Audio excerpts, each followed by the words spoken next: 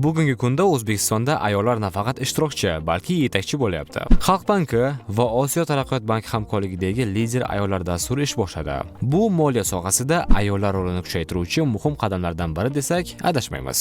Xalq bankining turli bo'limlarida ishlayotgan 600 nafardan ortiq ayol xodima orasida eng faol va tashabbuskor 55 nafari tanlab olindi. Ularga dastur doirasida yetakchilik, menejment va shaxsiy rivojlanish bo'yicha chuqur treninglar o'tkazildi. Osiyo taraqqiyot banki tomonidan lider ayollar dasturi ishga tushdi.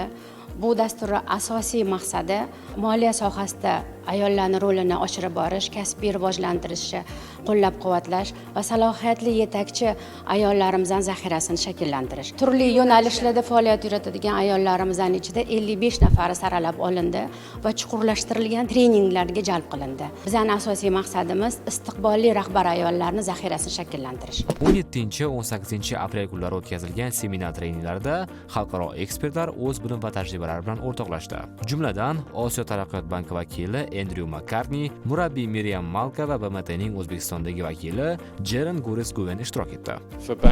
Moliyaviy sohada ayollarning ishtiroki muhim. Banklar o'zlari ayollarga teng imkon yaratib, boshqalarga namuna bo'lish kerak. Tadqiqotlarga ko'ra, gender tengligi milliy daromadni 29% ga oshiradi va 700 ming ayolni qashshoqlikdan chiqarishi mumkin. Xalq banki bilan boshlayotgan tashabbusimiz ayol rahbarlarni qo'llab-quvvatlashga qaratilgan.